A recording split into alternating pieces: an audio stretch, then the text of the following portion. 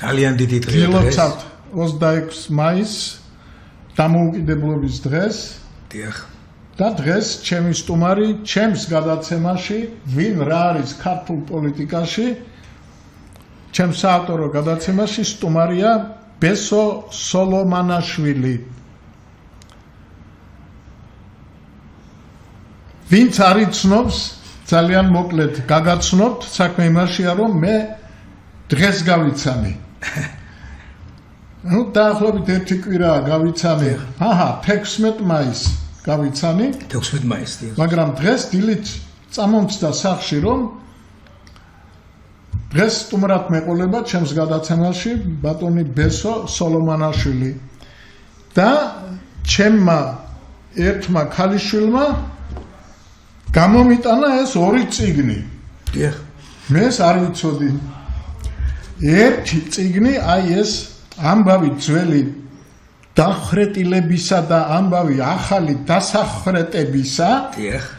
მოასწარი ერთი 25 გვერდის წაკითხვა და შემიძლია გითხრათ შემდეგი. დღეს რომ მე აქ გადაცემა არ მქონოდა, მე დღეს არ ვისადილებდი, მე დღეს სხვას არაფერს არ გავაკეთებდი, სანამ ამას ბოლომდე არ წავიკითხავდი. ესე იგი ძალიან საინტერესოდ იკითხება. ის რომ თემა არის უაღრესად აქტუალური და ეს მოვლენები ეხება სწორედ 1921 წლის 18-21 წლის ისტორიებს. 18-21 წლის ისტორიებს და უაღრესად საინტერესოა და თავისებურად ესე იგი აწყობილი ეს სტრუქტურა მოყოლის და მოვლენების მე ვფიქრობ რომ მე ბოლოს წავიკითხე რომ ამ წიგნს პრემიაც აუღია საბასი ნამდვილად ასეა. კი, ნამდვილად. იმისათვის რომ უფრო უკეთ გასაგები იყოს მე აი ამ ბოლო იმას წაგიკითხავთ. აი ეს არის მეორე წიგნი სხვისი კინო. მანამდე მინდა გითხრათ რომ ბატონი ბესო არის მწერალი, სცენარისტი, რეჟისორი. მას გადაღებული აქვს მოკლე მეტრაჟიანი ფილმები, ვერნისაჟი, სისხლიანი სცენარი, დეტონატორი, ასევე სრულმეტრაჟიანი ფილმი ბოსტანი კონფლიქტის ზონაში. თამრი ფხაკაძის მოთხრობის მიხედვით. ვისი? თამრი ფხაკაძის მოთხრობის მიხედვით. გარდა ამისა აქვს დოკუმენტური ფილმები და ბიოგრაფიული ფილმები ძირითადად პირველი რესპუბლიკის შესახებ და იმ გმირებზე.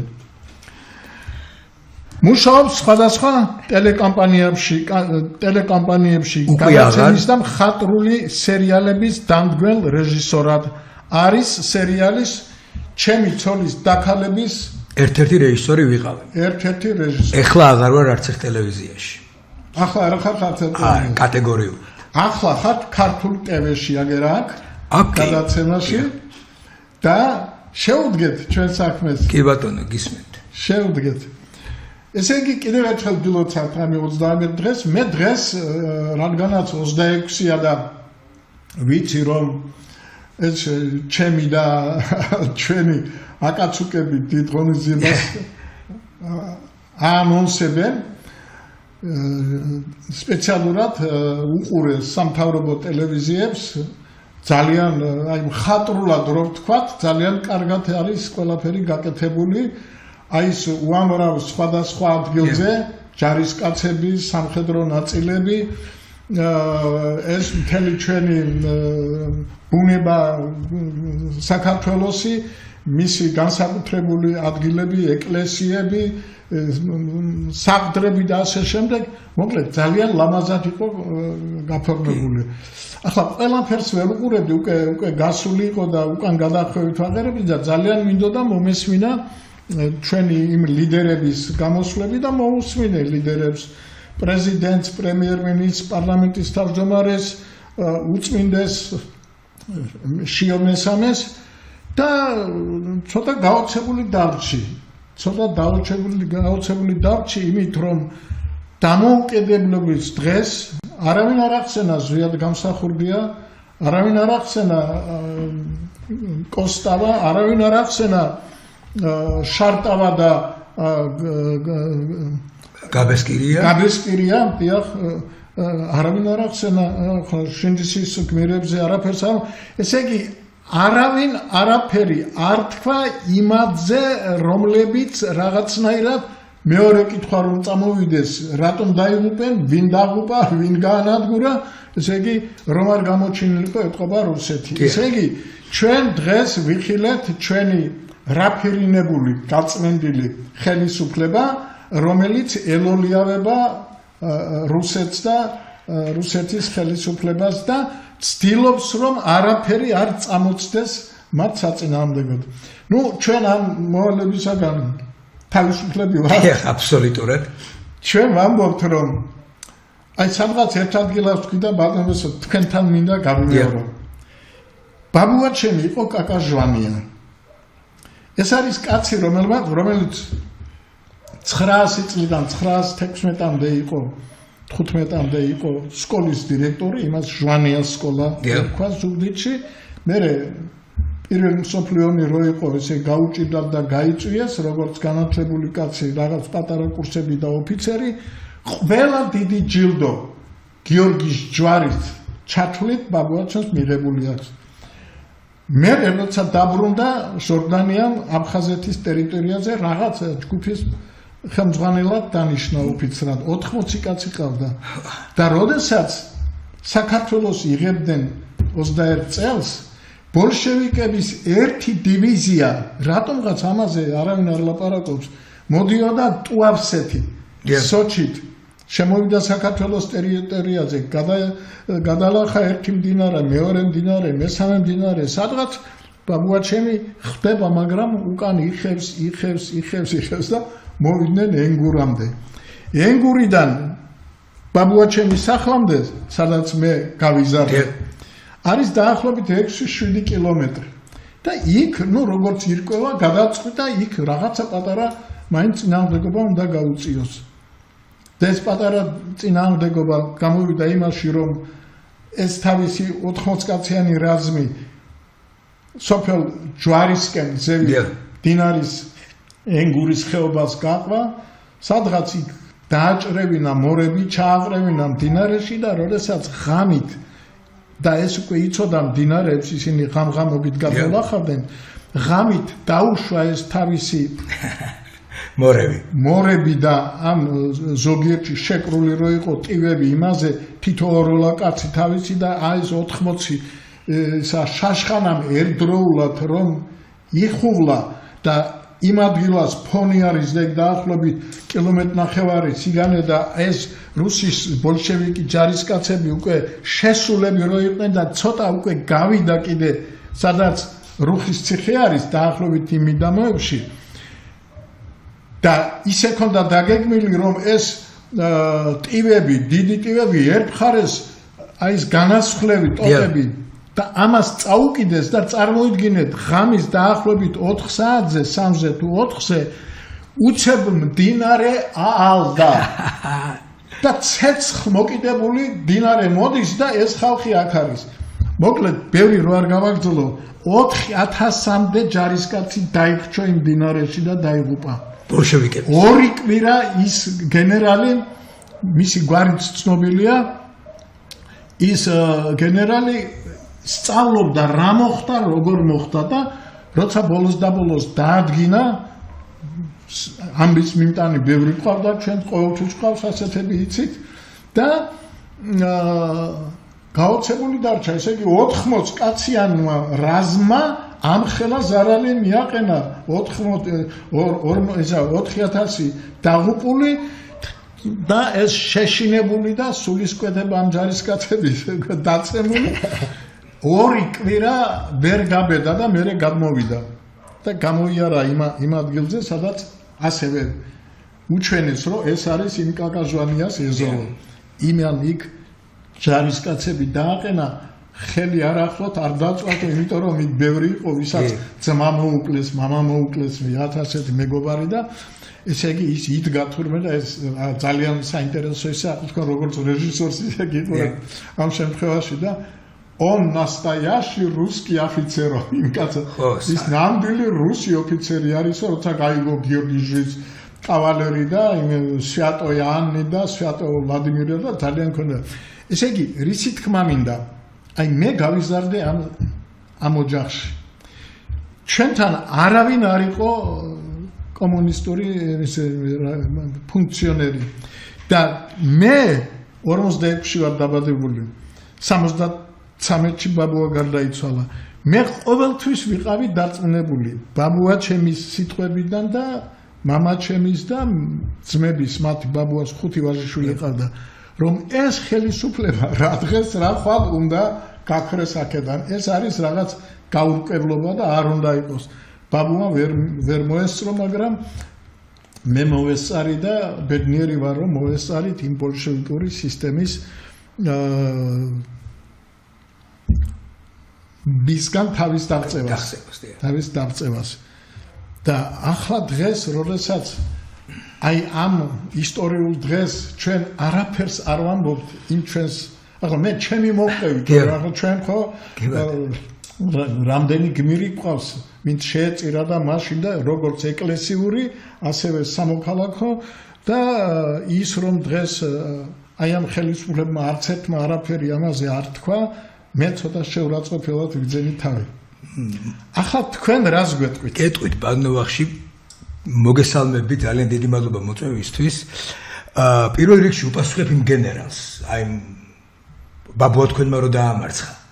იმ გენერალს უპასუხებ, რომ ის ნამდვილი რუსი გენერალი კი არა, ის იყო ნამდვილი ქართველი ოფიცერი, იმიტომ რომ ეგ ზუსტად მსგავსი ამბავი ძალიან დიდი ხნით ადრე აღმაშენებელმა გაუკეთა თურქებს. ასე რომ იმ გენერალმა არ იცოდა საქართველოს ისტორია, და არ იცოდა ქართველებს რა შეეძლოთ, ხო? იგივე გაუკეთა რა ქვია, იმერეთში ბრძოლის დროს, ცნობილი ბრძოლის დროს, მან რა ქვია, სოლომონ პირველმა აი 10-ჯერ მეტი არმია დაამარცხა. მათ შორის იმ არმიაში ქართველი თურქულ არმიაში ქართველები იყვნენ, მოღალატეები, ბევრი, ხო? ერეკლე ერევანში. ასე რომ ბევრი გვაქვს ასეთი, ამიტომ იმ რუსულ გენერალს ეს არის ჯობდა რომ ცოდნოდა ქართველების ბრძოლის უნარი. მეორე რას ბაბუა თქვენმა თქვა, რომ ეს ხელისუფლება მალე გაქრება, ხო? აი ზუსტად ის სიტყვები მინდა გადმოვიტანო დღეს. იმიტომ რომ ხელისუფლება რომელიც შეგნებულად ივიწყებს თავის გმირებს, იმ გმირებს რომლებმაც ბოლო 200 წლის განმავლობაში ჩვენი ყველაზე მნიშვნელოვანი მტრის და ოკუპანტის სახელს და აი ამ მოვლენებს ივიწყებს, ის თვითონ არის ოკუპანტი. თვითონ არის საოკუპაციო ძალა. თვითონ წარმოადგენს საოკუპაციო ძალას, იმიტომ რომ თუ შენ მე თუ მტერი მყავს, ხო? და მე თუ იმ მტერს ვეფერები, ესე იგი მე იმ მტრის მხარეს ვარ. და თუ მე იმ მტრის მხარეს ვარ, იმ მტრის ინტერესს ვახორციელებ და თუ იმ მტრის ინტერესს ვახორციელებ ჩემს ქვეყანაში, ესე იგი მე თვითონ ვარ საოკუპაციო ძალა. ხო? ეს არის და ესეთი ხელისუფლებების ძალიან სამარცხვინოა ყოველთვის ესეთი ხელისუფლებების ბოლო. რაც არ უნდა გაგრძელდეს. ჩვენ ახლა ესეთი უბედურება გვეწვია 1921 წელს. ეს იყო ერთდროულად ბოლშევიზმი და რუსული იმპერია. აი ეს იყო პლებეების გამარჯვება რუსული იმპერიის მხარდაჭერით. დღეს საქართველოში ესეთი ამბები რო ხდება, როდესაც უდანაშაულო ხალხი ზის ციხეში, ხო? ეს იმას ნიშნავს რა, რომ და ხმას არიღებს ბევრი. ეს იმას ნიშნავს, ისინი შეშინებული ხალხია. ვინც ამაზე ხმას არიღებს. არიღებს. შეშინებული ადამიანები და ჩვენ კი ვიცით რა არის. ხო და აქედან გამომდინარე მე მგონია რა, რომ ეს ყველაფერი შეიძლება მალე არა, იმიტომ რომ უბინძურეს იმპერიას ვებძვით, უკვე 200 წელზე მეტია. ყველაფრის მკადრებელ იმპერიას ვებძვით და სხვათა შორის ის ვინც დღეს არ ახსენეს, ხო? ზვიად გამსახურდია. მერაბ კოსტა, გაბესკირი, შარტავ, ესენი სულანი, სხვათა შორის გაბესკირია და შარტავა იყვნენ კომუნისტური პერიოდიდან წამარა. აი ამ სულისკვეთებას ქართულს ხო ვერ წაშლი ვერასდროს. ისინი ნამდვილი გმირები იყვნენ, ხო? ზვიადგამსახურდია და მერაბ კოსტავა, ხო? ნუ ესენი იყვნენ ადამიანები, რომლებიც კბილებით იცავდნენ დაბადებიდანვე ქართულ ინტერესებს, ხო? დღეს მინდა მთელ საქართველოს მიულოცო ასევე ზვიად კოსტავას დაბადების დღე. განგებამ როგორ მერაბ კოსტავას დაბადების დღე. განგებამ როგორ განაპირობა, ხო? ზუსტად 21 წლის შემდეგ 1918 წლის 21 წელი გავიდა და გააჩინა ისეთი ადამიანი განგებამ, რომელმაც აი ამ დღეს მთელი თავის ცხოვრება შეწირა და ამ დღის დაბრუნებას და აღდგენას მთელი თავის ცხოვრება შეწირა. მერაბ კოსტავა დღეს რომ ცოცხალი ყოფილიყო მერაბ კოსტავა ალბათ ესე ვერ გაბედავდნენ. ერთი ვინ გაბედავდა? ნახავდი ესეთი ფუტლიარული ის რომ მოაწყეს დეკორაცია ყველა ქვეყანაში, ყველა იმაში. გელათი რატომ დაივიწყეს? გელათში რატომ არ ხდებოდა? ამას არ მივიქცევი. ხო, გელათი არის ჯერ ერთი პირდაპირ სისხლის სამართლის დანაშაულია. აი ყველა მთელი ეს ისტორია მოყვენ 1700 წლიან რაღაცები და დავითი მე მგონი არც ხსენებიათ. იმიტომ რომ დავითი არის ნამდვილი სუვერენობის, აი ნამდვილი სუვერენობის საფუძველი ქართული ნამდვილი დამოუკიდებლობის. გასა თქვენ usმინეთ ამ იმებს? კი, usმინე. რამე ხوارნეში? არა. ყოველ შემთხვევაში ესეთი ის რაც უნდა ილაპარაკო, ესე არ ულაპარაკიათ. და ესე და აღმაშენებელი საერთოდ არ ხსენებიათ. გელათში საერთოდ არ ყოფილა, იმიტომ რომ გელათი არის ისე დღეს მდგომარეობაშია დღეს გელათი, ეს არის ჩვენი ქართველი ერის სირცხლი. და ეს მოხდა იმ ეგრეთ წოდებული ხელისუფლების დროს, რომლებიც ახლა არიან. გელათს არ ახსენებენ, იმიტომ რომ სირცხვილია დღეს გელათის ჩვენ. ეს გელათში არის უნიკალური ფრესკა, ბიზანტიური ხელწერი, რომელიც უახლეს ტერიტორიაზე რეგიონში არსად არ არის. ეს არის სიწმინდისთვის ბრძოლა, როცა ამას ვფრთხილდები და არა ის ეხლა რაღაცა სუდარაში როა გელათი გახვეული და გელათი არ ახსენეს. გელათი არის საწყისი ქართული განათლების, ერთ-ერთი აი ყველაზე რენესანსული პერიოდი, ქართული განათლების, ქართული კულტურის, ქართული სამხედრო დიდების, ქართული გამარჯვებების, ქართული სახელმწიფო. დღეს ჩვენ რო ვფიქრობთ ჩვენ სახელმწიფოებრიობას და არ ვთმობთ, ეს აღმაშენებლის მახსოვრობა და თამარის მახსოვრობაა, რომ ჩვენ გენში ვიცით რომ ეს შეგვიძლია. ჩვენ ვიცით რომ ეს შეგვიძლია, რომ კონდეს ესეთი სახელმწიფო. დღეს რა ხდება? ცხვენიად საკუთარი გმირების ხსენება, ერიდებათ, ეშინიათ. რატომ უნდა ეშინოდნენ და? იმიტომ რომ ის გმირები დაუპირისპირდნენ რუსეთის ბინძური იმპერიას. თუ რუსეთის ბინძური იმპერიის ინტერესებს არ ატარებ, რატომ უნდა ეშინოდეს და რატომ უნდა ერიდებოდი ამ გმირების ხსენებას? საინტერესოა, მაგრამ მოდით ასე შევხედოთ.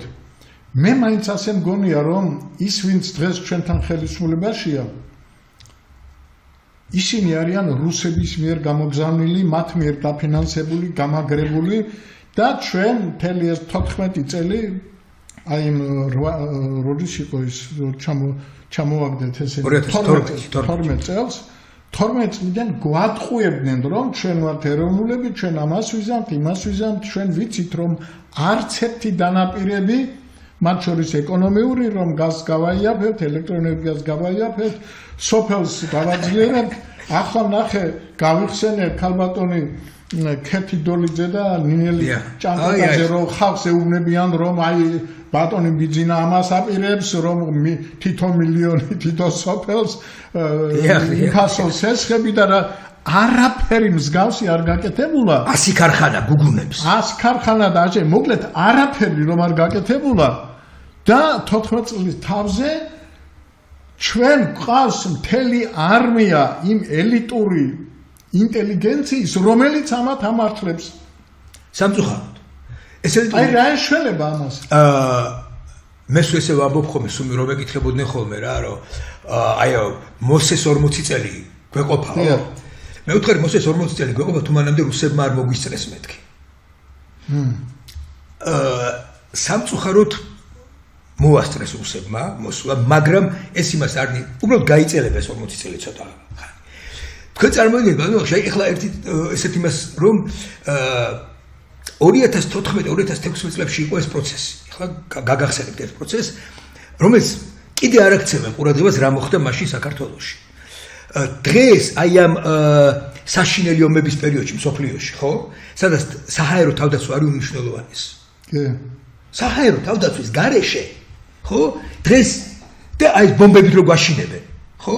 ისრაელი რითია დაცული, ხო? აი ამ რკინის გუმბათით. რაც არ უნდა ხუთი არაბული ქვეყანა დაესხას თავს არ ადარდა. ვერ გააღწევს. ხო, ნუ შეიძლება 100-დან 9-ს ვერ მიაღწევს, ხო? იცით ეს ვინ დაგვიბლოკა? ეს უნიკალური საჰაერო თავდაცვა. ვიცი. ბიძინა ივანიშვილი. ბიძინა. ამის ოფიციალური ჩვენება იმ პერიოდის თავდაცვის მინისტრის. და ჩვენ ამას ყურადღებას არ ალასანიას ალასანიას ოფიციალური რომ ამის მერე ბოდიში მოუხადა თურმე პუტინს. ალბათ ეხლა ეს ბოდიშის მოხდა არის პუტინისადმი, როცა არ ახსენებენ ამ გმირებს. ხო? ხო და დანარჩენი, რაზეც ჩვენ ვლაპარაკობთ. ეცეთ როგორი ამბავია, მე ესე მგონია რა, რომ ეს მაინც დროის სახადია რა. აქ არ არის იმაზე ლაპარაკი რა, რომ ამბობენ ხოლმე რა, რომ ის თაობა თუ არ წავიდა და ასე შემდეგ. აგერ ჩვენ რუსთაველზე სულ სხვადასხვა თაობის ადამიანებს ხედავ და აი ამ მარშებზე და იმაზე და მაგარ თქვენ საკმაოდ ასაკოვანი ადამიანი. ესაც წავალთ ალბათ, ხო? რა თქმა უნდა, თქვენ საკმაოდ ასაკოვანი ადამიანი ხარ და აი იმას ამაყობთ რომ თქვენი ბაბუა როგორ ებრძოდა, ხო? ხო? იცით როგორი ამბავი არის? სამწუხაროდ სტალინმა გაჟლიტა ღირსეული ქართველები. ჩვენ წარმოგიდგენთ რამდენი რამე გადავიტანეთ. 1000 რუსული იმპერიას თავი დავანებოთ, იქ მანამდე რაც იყო. 1921 წლის გაჟლეტვა მოაზროვნე ქართველების და მებრძოლი ქართველების.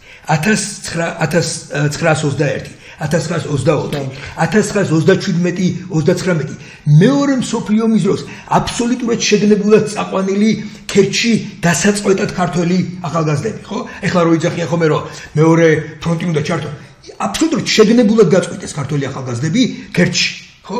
300,000 ქართველი, აი რო იძახიან ხოლმე რა, საჯიში ქართველი თუ ვინმე მოსპო, სტალინმა მოსპო. და ისიც სხვათა შორის სტალინი და ჰიტლერი თანამებრძოლები იყვნენ თავის დროზე. ეს არ არის ერთი ტოლფასი ბინძური ძალა იყო მსოფლიოში მაშინ და აი ამ ერთ ტოლფას ბინძურ ძალაში ჩვენმა თანამემამულემ შეგვითრია ზუსტად აი ბინძურ ბრძოლაში. გავიგე რომ ფაშიზმის წინააღმდეგ იყო, მაგრამ როგორც რუსები ასახებენ ხოლმე, ფაშიზმი რუსებს არ მოუგიათ. ფაშიზმი იმან რა მოიგო ამერიკულმა უშუალოებმა პროექტმა და ეკონომიკამ და პროექტმა მე მაქვს ნანახი სამხედრო ჟინელი, საბჭოთა სამხედრო შინელი, რომელსაც ღილზე აქეთ ვარსკვლავი ეკეწა, რო ამოატრიალებდი Made in USA ეწერა. მე მაქვს ეს ნანახი. და იმ ძალა, ხო, რითაც ამერიკა და ის დაეხმარა იმას. და სხვათა შორის ის დაბომბვები, სადაც მე საბჭოთა ჯარი შედიოდა, სულ ბრიტანული ავიაცია აკეთებდა და ამერიკული და ბრიტანული ავიაცია აკეთებდა. ასე რომ ეს ილუზიები რომ აუგა გადაირივნენ და ესე იყო. სოფლიო ომი იყო და სოფლიო თავის აქედან გამომდინარე მერე იყო აფხაზეთის ომი, ხო? 1956, რომელიც ჩვენ ესე ვატარებთ ხოლმე და სწორედ იმ დროს, ისეთ როდის უსვრია თურმე ხრუშჩოვს, როდის გადაწყვეტილა სროლა, როდესაც პირველად წამოვიდა იმის რა ქვია, აი გამსახურდიას და იმის გურამ დოჩანაშვილის ორგანიზაციის გორგასლიანის ორგანიზაციის პროკლამაციები, რომლებიც ნამდვილ დამოუკიდებლობაზე ლაპარაკობდნენ. ნამდვილ დამოუკიდებლობაზე. საქართველოს არასოდეს გაუწყვეტია ბრძოლა, ხო? ეს იყო სამანი, ეს იყო ბობხიაშვილები, ყოველთვის იბრძოდნენ, არ გაჩერებულა ქართველები. ასე რომ იმის იმედად რომ რუსეთი რამენაირად აქ შემოვა და რამენაირად გამარჯვებას მოიპოვებს, ეს არის სიცრუე, თორე უარესი მტრები ყოლია. უარესად არბეული ყოფილვარ და მაინც ვართ. იმიტომ რომ ქართველებს რაღაცნაირად სამწუხაროდ გვაქვს ეგეთი ამბავი რა, რომ ძალიან ბევრი მოღალატე ყავს. აი როგორც დღეს, ხო? ხელისუფლებაში ბიუჯეტთან მიხოხებულების, მაგრამ მაინც გამოვსულოთ ამ მდგომარე. სამწუხაროდ ის არის, რომ განვითარება გვიჩერდება. ეს განვითარება რომ გვიჩერდება, ეს არის პირდაპირ რუსეთის ინტერესი, იმიტომ რომ ყოველთვის უკანა ეზოს გვეძახდა რუსეთი. განვითარება და ერთადერთი განვითარება საქართველოში არის ცივილი, მე არ მიყვარს ხოლმე რა, აი ევროპა და ამერიკის სხვა ცივილიზებულ სამყაროსთან. ცივილიზებულ სამყაროსთან თანამეგობრობაში ყოფნა ერთადერთი განვითარების საშუალება. სამწუხაროდ ესე გაიყო საყვარო, ხო? ცივილიზებული სამყარო და ფუნდამენტალისტები და ველური რუსული იმპერია. და გაიწელება ეს ბრძოლა, ხანგრძლივი იქნება, ეს ძალიან არ მიყვარს ხოლმე დღეს დავიწყებ, დღეს დავამთავრებ, თან ხვალ დაგამთავრებ ფრაზები ხოლმე. იმიტომ რომ ხანდახან მგონია რომ ცოტა გაუნათლებლებასთან არის ხოლმე ამბავი, ჩვენ არ ვიცით რა მზაკვარი და ბინძური ბრძოლის მეთოდები აქვს რუსულ იმპერიას. და ხანდახან ქართველი ცოტა გავიღლებით ხოლმე ამ ბრძოლით რა, მაგრამ ეს იმას არ ნიშნავს, რომ ჩვენ შეიძლება დღეს დავიღალოთ, მაგრამ ხვალ ესეთები ვხვდებით, რომ ტერს დაავს. აბა ვინ წარმოიდგენდა რომ 9 აპრილს ერთი აი ესეთი უიარავო სუფთა ხელებით ესე იბრძოლებდა, ვინ წარმოიდგენდა, ხო? 9 აპრილს ქართულმა საზოგადოებამ, ქართულმა ხალხმა აჩვენა ის, რაც გიდგოში აჩვენა აღმაშენებელმა, ხო? უბრალოდ სხვა პერიოდი იყო. ეხლა კიდევ უფრო სხვა პერიოდია. ეხლა გახსნილია საინფორმაციო არხები. ყველაფერი ვიცით. და ყველას ახსოვდეს, რომ ეხლა ელექტრონული პერიოდი, ყველაფერი დამახსოვრებულია. ეს ისე არ არის სტალინმა და ბერიამ რო გადაწერეს ისტორია და იქ უდიდეს ისტორიკოსებს რო გადააწერდნენ საქართველოს ისტორია, ეგრე არ არის. ყველა მეც თქვენს ყველას გვაქვს ფაქტებით დავიმახსოვროთ. ყველაფერი ძალიან კარგად ვიცით. ძალიან წუხვარ მათ გამო, რომ არავის არაფერი არ დაავიწყება. კი არ დაავიწყება. ფაქტები გვაქვს. ვიდეო ფაქტები გვაქვს. თვითონ ვედებენ ამ ფაქტებს. ასე რომ მე არ ამ დღეს ძალიან სასაცილო კარტი გამოქვეყნდა. ერთადერთი კარტი, სადაც გამსახურდია და ეს იყო მერაბ კოსტავა იყო. გამსახურდია და მერაბ კოსტავა უკანა ფონზე და წინ ბიძინა ივანიშვილი. ესეთი ის იყო გაკეთებული კარტი. ხო და ყველაფერი ძალიან კარგად ვიცით, ხო? შეიძლება დღეს რუსთაველზე ყოველდღე არ დგას 1000-ობით ადამიანი, მაგრამ მოდი ესე ჩავთვალოთ რა, რომ ეს ადამიანების 1000 ადამიანი, რომელიც თორსხოშორ მარტო 1000 ადამიანი არ დგას, იცვლება სულ როტაცია. ის 1000 ადამიანი ჩავთვალოთ, რომ არიერგარდია საბრძოლო მდგომარეობაში და უკან უშველებელი ჯარიდეს. დღეს მე ვიყავი ეკლესიაში. აი, ჩვენ ხო ვამბობთ რა, რომ ეკლესია ცოტა ისეთ მრევლზე ცოტა ცუდად მოქმედებს და ასე შემდეგ და ცოტა პრორუსული და საკმაოდ პრორუსული დამოკიდებულება აქვს. დღეს მე ვიყავი ეკლესიაში. და ვერიდები ხომი ამ ქალბატონები, აი ის სასაკირო არის, სუპიჭამიებს რო ეძახიან, ის ქალბატონები მოდიოდნენ და მეხვეოდნენ. და მეფერებოდნენ და მეუბნეოდნენ რა, რომ როგორი იმედი გვაქვს თქვენ რომ გიყურებთ. ეს იცით რას ნიშნავს ჩემთვის? რომ 2-3 ქალბატონი იყო, ეს იცით რას ნიშნავს, რომ ჩემთვის არის ძალიან დიდი იმედი. ძალიან დიდი იმედი და კი, ხანგრძლივი ბრძოლა იქნება. მე მინდა რომ აი სოლიდარობა გამოუცხადო ყველა იმ ბის, რომელიც იმ ქალბატონს, რომელიც დღეს ციხეში ზის, ზვიად რატიანს, პოეტს, უდიდეს პოეტს, მზია ამაღლობელ ჟურნალისტს და ყველას გამოუცხადო სოლიდარობა, იმიტომ რომ ისინი სწორედ აი ამ დღისთვის იბრძვიან, რომ ეს დღე მარადიულად იყოს საქართველოში. სულ 26 მაისი არის ციხესიმაგრე ქართული სახელმწიფოებრიობის. აი დაუსრულებელი საუკუნეებრივი ციხესიმაგრე არის 26 მაისი. დიდი მადლობა, ძალიან საინტერესო გამოსვლა იყო თქვენი. სამწუხაროდ ჩვენ დღეს იმდენი დრო არ აგვაქვს და სხვა დროს უფრო მეც ვილაპარაკებთ. დღეს უბრალოდ მინდა სახალხოდ სხვების წინაშე თქვენ გითხრათ, რომ ჩვენ ვართ მეცნიერთა კონგრესი.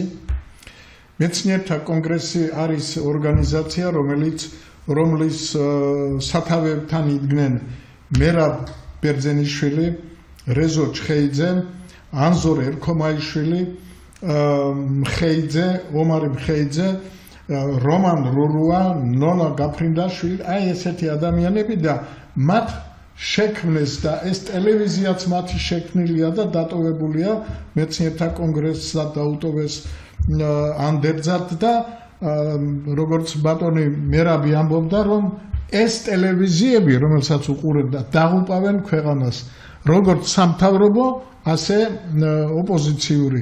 მე არ ვიცი რა არის სამთავრობო და რა არის ოპოზიციური, ტელევიზია უნდა იყოს მართალი ტელევიზია. რა თქმა უნდა. აი ჩვენ ვცდილობთ ვიყოთ მართალი ტელევიზია და ჩვენ ვეუბნებით ხალხს, რომ ნებისმიერ შეუძლია მოვიდეს თავისი მოსაზრება ამ ტრიბუნიდან გააჟღეროს, უთხრას ხალხს, გამოვიდეს კრიტიკით, მოკლედ სრული თავისუფლება, ნუ რამდენადაც ეს შესაძლებელია. და გამომდინარე აქედან ამ მეცნიერთა კონგრესს აქვს მე სამწუხაროდ არ წამომიღია ესე იგი წიგნი გზა ცივილიზებული ქვეყნისაკენ მოგართმევთ ჩვენ ვართ დამუშავებული აი თქვენ ბრძანეთ გელათი ჩვენ მეცნიერთა კონგრესი ყოველ 8 თებერვალს თბილისიდან მივემგზავრებით გელათში და იქ ვატარებთ კონგრესს. გელათი რომელიც გაანადგურეს. გელათი ხო და მე ხო ყველაფერი ვიცი მე ბოლო 5 წელიწადი ყოველ წელს დავდიოდი მე მგონი ერთი გავაცნიეთი კოვიდის პერიოდში. საყდრისზე აღარაფერს აღარ ვამბობ. ვიცით ყველაფერი ვიცით და იქ ვღებულობთ ყველაზე მნიშვნელოვან დოკუმენტებს რომელსაც ჩვენ ვამუშავებთ. ამ მაგალითად ასეთი როგორც არის ეროვნულ სახელმწიფოებრივი დოქტრინა. ეროვნულ სახელმწიფოებრივი დოქტრინა, მისი პროექტი გვაქვს აგერ და იქ გავაჟღერეთ ეს. ამას მე თქვენ მოგართმევთ. ეროვნულ სახელმწიფოებრივი დოქტრინა. ჩვენ იქვე მივიღეთ თავის დროზე ერთად საქართველოსთვის მადლიერების ბარათი. ეს ძალიან მნიშვნელოვანი დოკუმენტია. პატივდების სიგელი ესეც დოკუმენტია და ასევე გზა ცივილიზებული ქვეყნისაკენ რა ვაკეთოთ რომ გადარჩეთ ეს წიგნებია დაწერილია ჩვენ გვაქვს უამრავი ბიზნეს გეგმები გაკეთებული რომლითაც ვამტკიცებთ რომ სულ რაღაც 2-3 წელიწადია საჭირო რომ ქვეყანა დაადგეს ეკონომიური განვითარების აყვავების გზას არც ერთ ხელისუფალს ამ 35 წლის განმავლობაში არ დაუსახავს მიზნად ქვეყნის სოციალურ-ეკონომიური განვითარება. თორე აუცილებლად ახლა იმან რა ქვია სააკაშვილო მაინც რაღაცები გააკეთა აი ეს მოსპო კორუფცია რაღაც მიმართულებით ახლა საბაჟოზე მოწესრიგდა ურთიერთობა საგადასახადო სისტემა ეს გააკეთა და ნუ ეთყობა რაღაცებს მაინც კარგს აკეთებდა და სამაგიეროდ სხვა რაღაცები გააფუჭა. ხო, სამწუხაროდ ის კარგად გამოიყენა რუსულმა იმპერიამ. ის რაც კარგად გამოიყენა პროპაგანდისთვის, ბევრი ტყუილი იყო, აგერ გაირკვა კიდეს თურმე რაღაცები დადგმული ყოფილა, ხო, თვითონ ამბობენ ის ადამიანები, რომ ის სცენები, რითიც ესენი მოვიდნენ, წინ თურმე პირდაპირ ამბობს ადამიანი დავდგით ის სცენებიო, ხო? სამწუხაროდ და ნუ სამწუხაროდ ისე ხდება რა რომ ეს კარგია რასაც თქვენ ამაშრებით ეს იმიტომ რომ ყველა მხრიდან საჭირო არის იმიტომ რომ ეკონომიკა არის საყრდენი და ქვაკუთხედი სახელმწიფოს მშენებლობის ხო სახელმწიფოებრიობის დიახ და ჩვენ ასევე ესე იგი ქვეყნის მართვის სისტემური ცვლილებების პროექტიც გვაქვს ჩვენ აგერა გვაქვს აი ეს არის 21 პუნქტიანი პროგრამა 21 პუნქტიანი პროგრამა, რომელიც 5 წლის წინ არის მიღებული ისევ იქ გელათში რა ვაკეთოთ რომ ესე იგი გადარჩეთ. აი ესე იგი მეცნიერთა კონგრესი თავაზობთ სისტემური ცვლილებების პროგრამას ახლა სიტყვა ხალხზეა და ხელისუფლებაზე. აი ეს პროგრამა 21 პუნქტიანი პროგრამა იმედის პროგრამა მიზანია სამშობლო და ადამიანის სხვა ყველაფერი ხელისუფლების ჩათვლით საშუალება ამ მიზნის მისაღწევად. ძალიან დიდი ჯობდა ალბათ უფრო საიმედო პროგრამა ყოფილიყო ვიდრე იმედის პროგრამა. კი ბატონო. ჩვენ მაშინ ასე გავაკეთეთ. არა, გასაგებია მე ხა სიტყვას ვათამაშებ. კი ბატონო, ნუ ახ თქვენ ეს თქვენი სპეციალობა და გაათამაშოთ, მაგრამ იმ თამაში რა თქმა უნდა საიმედო ჯობია ვიდრე იმედის. რა თქმა უნდა. მე მის თქვა მინდა რომ აი თქვენ თქვით და ეს არ წამოგცდენიათ შეგნებულად თქვით რომ ეს თავრობაც გადაშენდება. ბევრი გადაშენებული. აბუა თქვენ სულთქობს და გავაგზავნეთ, ავიტაცეთ და გავაგზავნებთ უნებას ვაცეთ. აი მეც იქავარ რომ შეგი თავარი არის ვინ მოვა ახალი. ჩვენ ასევე ველოდით, როდესაც ზვიადი მოდიოდა რომ როგორმე ამ ბოლშევიკებს თავს დავაგზავნეთ, მაგრამ ზვიადი ძლივს ესე იგი 1 წელი გაძლო და აი რაც მოხდა ყველამ ვიცით. მერე მოვიდა შევარდნაძე და გვეგონა რომ გვიხსნიდა და ამ დროს მერე სანატრებელი გახდა მისი გადაგდება და ყველამ ესე იგი მივიღეთ მონაწილეობა და გადავარდეთ. მერე მოიდა მიხეილი და ასევე სანატრელი იყო, მაგრამ მერე მივხვდით რომ 8 წლის თავზე ესე იგი როგორც იტყვიან სხვა გზა არ იყო როგორმე უნდა მოგეშორებინა. ცივილიზებული არის, აბა რა არჩევნებით გავიდა წავდა ეს ცივილიზებული ამბავი არის. ხო, მაგრამ მას არ უნდა წასვლა და მე წავიდოდა რომ არ ყოფილიყო ასეც ამით ისარგებლა კიდე რუსეთმა ეთყობა და შემოგვიცურა ეს ბატონი რომელსაც ახლა ესე იგი ყველანი ვცდილობთ როგორმე მოვიშოროთ, ხო? აი რა გარანტია გვაქვს რომ ახალი მოვა და ის არ იქნება ისეთივე როგორიც აი ამიტომ ამბობთ ჩვენ ეს პროექტები, პროგრამები და განსაკუთრებით მართვის სისტემაში აუცილებელი ცვლილებები, რომელსაც ჩვენ თავაზობთ, აი ამა ეს რაც შეიძლება მეტმა პოლიტიკურმა ჯგუფმა უნდა გააცნობიეროს და ჩვენ რაღაც იდეოლოგიის ირგვლივ უნდა გავერთიანდეთ. ბადნოვახში ყოველთვის ვამბობ, სახელმწიფო განვითარების ერთადერთი ყველაზე საუკეთესო ფორმაცია არის პატიოსნება. პატიოსნება თუ არ არის, აგერ საუკეთესო კონსტიტუცია გვიდევს წინ, მაგრამ თავისივე დაწერილი, მაგრამ დაგვახიეს თავზე, ხო? პატიოსნება თუ არ არის, არანაირი სისტემები არ შვების, რაც არ უნდა უსაუბროთ. პატიოსნება განათლება. გაუნათლებელი ადამიანი ყოველთვის ადვილი დასაჩაგრია რა. განათლებული ადამიანმა ზუსტად იცის, სად არის ნამდვილი განვითარება და ნამდვილი ვერასოდეს ვერ მოატყუებ განათლებულ ადამიანს, რომ თურმე რუსეთი წარმატებული ქვეყანა, აგერ ცოტა ხნის წინ უყურებდი ფეხბურთის თასიაწია, რომელიღაცა გამარჯვებულა გუნდმა რუსეთის ჩემპიონატში და დაიშალა, ხელებში დაეშალა. და რომ თურმე დანია იხწნება, ბრიტანეთი შიმშილობს, გერმანია ამას ხო განათლებულ ადამიანს ვერ მოატყუებ. ხო ვერ მოატყუებ რა. მაგრამ ჩვენ ხო ვიცით რომ საკმაოდ დიდი არმია განათლებული ჩვენი ინტელიგენციისა ამას შეიძლება თავისთვის არ ჯერა, მაგრამ მაინც ახავს თავს იმ ნაწილს რომელზედაც აი მან შემოვიყვანოთ უკვე პატიოსნების ფაქტორი. პატიოსნების ფაქტორი, ანუ განათლება და პატიოსნება. ერთად არის უმნიშვნელოვანესი სახელმწიფო განვითარებისთვის. ბატონო, აი ჩვენ მეცნიერებს გვაქვს იმის მექანიზმებით, რომ არაპატიოსანი კაცი ვერ გაძრეს ხელისუფლებაში. ამაშია საქმე, ჩვენ ბევრი რაღაცები გვაქვს გაკეთებული და სამწუხაროდ როგორც პოზიციის, ასევე ოპოზიციის ტელევიზიები და მასმედიის ნაწილი, ვინც იმათ ემსახურებათ, ისინი ცდილობენ ჩაჩხმალონ, არაჩვენონ. რამდენი ხანია თქვენ სადმე გინახავთ თემურ შაშიაშვილი, რომელიც ერთ-ერთი გამორჩეული გუბერნატორი იყო და რომელიც თვითონ სააკაშვილმაც კი ვერ დაიჭირა და ვერაფერი ვერ მოუძებნა, იმიტომ რომ მაშინ როცა საყოველთაო მექრთამეობა და ნეპოტიზმი იყო განვითარებული, მას ეს არ ჩაუდენია. ახლა ჩვენ ასეთი სულ 2-3 კაცი გვეყოლებოდა მთელ საქართველოში, რომელიც სუფთად გაიარა, არ უნდათ ამათ სუფთა ხალხი, არც ახლები, რომლებიც გამოჩნდებიან და რაღაც ქმედით ალგორითმებს შესთავაზებენ, რომელიც გამორიცხავს ნეპოტიზმს და გამორიცხავს კორუფციას და გამორიცხავს საარჩევნო მანიპულაციებს. რა თქმა უნდა. ბანოახში აი ერთ-ერთი მნიშვნელოვანი, სხვათა შორის ეს თავისუფლების მოედანონის ძალიან კარგი პროგრამა, ერთ-ერთი მნიშვნელოვანი ლუსტრაციის კანონი. სანამ ლუსტრაციის კანონი არ შედგება, მანამდე ჩვენ ვერ გავიგებ ვინ არის. ხო? იმიტომ რომ ხანდახან ისეთი ადამიანი წამოიწევს წინ და ეხლა მე აღარ მინდა გვარები დავასახელო. იმიტომ რომ მე არ მინდა შემეშალოს უცებ და აღმოჩნდება რომ მე შვენივრად მუშაობს FSB-ზე. შვენივრად. რაღაცა გარკვეულ დოზაში, ხო?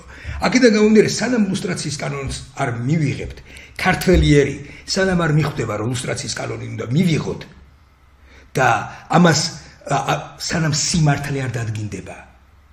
აი ამ წლების განმავლობაში ვინ უქმნიდა რუსულ იმპერიას საქართველოში სასათბურე გარემოს, მანამდე ჩვენ ძალიან გაგვიჭირდება.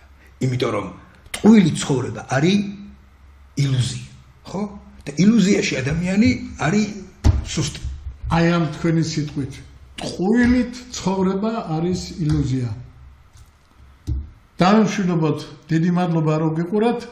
დღეს ასე შემჭიდროებულ რეჟიმში ვისაუბრეთ და იმედია ასეთი რესპონდენტი, როგორც ბატონი ბესო არის, ამ ტელევიზიას არ მოაკლდება და საერთოდ ქართულ მასმედიას. სადაც მართალი სიტყვა იქნება, იქ მე ყოველთვის დიდი მადლობა, ბატონ ბესარიონ. მადლობა. კარგად ბრძანდებოდეთ. ნახვამდის კარგად ბრძანდებოდეთ.